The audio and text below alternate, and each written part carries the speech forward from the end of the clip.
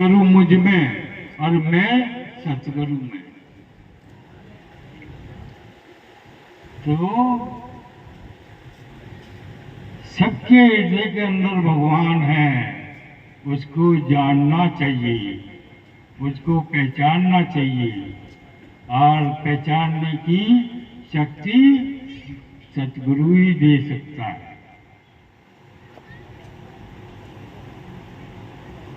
सतगुरु होते बहुत से, गुरु तो होते बहुत से, सतगुरु होता एक।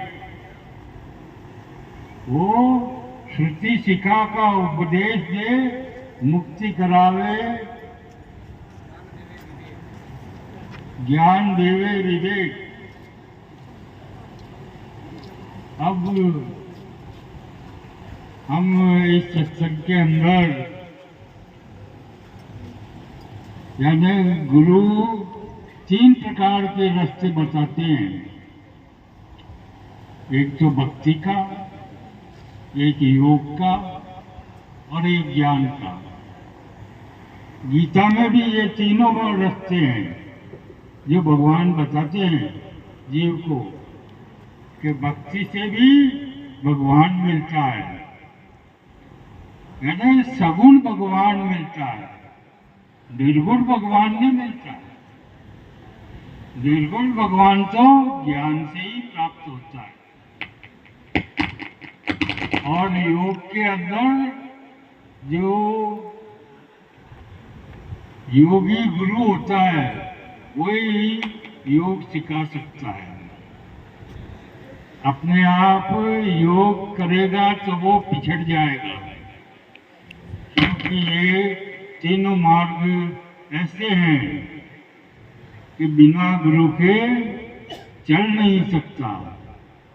जीव पिछड़ जाता है, यानी अधूरा ले जाता है।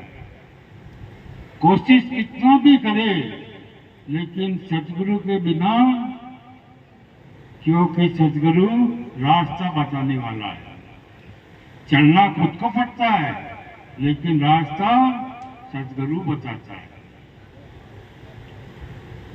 देखो, सतगुरु की महिमा बड़ी अजीब है। सतगुरु सच को जाने सत्य तो, जो सच को जानता है वही संत है। सच को जाने संत जो, मिथ्या जग संसार। सिद्धनाथ वो संत है, तारे जीव अपार। तो आज लक्ष्मण महाराज की मैं लीला देख रहा हूँ कि 6 जीवों को यानी भगवान की मुख की तरफ फेर दिया। ऐसे महापुरुष बहुत कम होते हैं कि जो जीवों को भगवान की तरफ लगा दे, उनकी लों को भगवान की तरफ लगा दे, उसको आत्मा का ज्ञान करा दे। ऐसे जीव बहुत कम होते हैं, ये मिलने ही मिलते हैं। यानी संत रास्ते में नहीं मिलते। ऐसे तो पैसे के 4 जो भगवत आदि मिल जाएंगे, लेकिन मुक्ति दाता गुरु हर एक को नहीं मिल सकता। बड़ी जिसके भाग्य प्रबल होते हैं उसको, उस जीव को ब्रह्मनिष्ठ, क्षत्रिय ब्रह्मनिष्ठ गुरु मिल जाता है, जो वेदों को भी जानता है और खुद को अनुभव भी करता है। ऐसा क्षत्रिय ब्रह्मनिष्ठ गुरु सत्संग में मिलता है। देखो, भगवान रामचंद्र को जब वनवास हुआ था, वनवास उन्होंने, उनके पिता ने 14 वर्ष का जब वनवास दिया था तो भगवान बड़े राजी हुए, यानी दुख नहीं हुआ उनको, जंगल में जाने का दुख नहीं हुआ। वो बड़े राजी हुए कि मुझे अब ऋषि मुनियों का साथ मिलेगा और मुझे सत्संग मिलेगी। सत्संग इतनी दुर्लभ है, यानी भगवान भी सत्संग करने के लिए उत्सुक थे।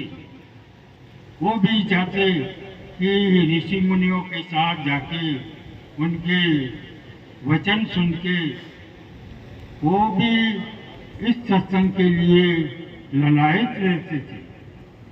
तो सत्संग ऐसी चीज है कि सोने में सुहागा,